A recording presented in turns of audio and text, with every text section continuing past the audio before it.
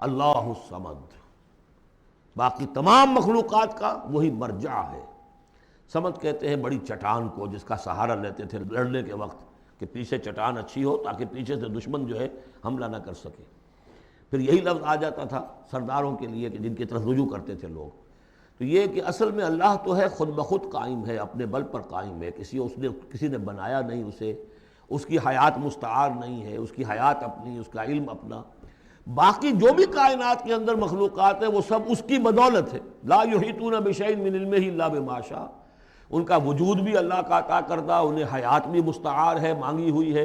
عمر دراز مانگ کے لائے تھے 4 دن، اور وہ مانگی ہوئی زندگی ہے، جب چاہے گا لے لے گا ہم سے، ہماری زندگی اپنی تو نہیں ہے۔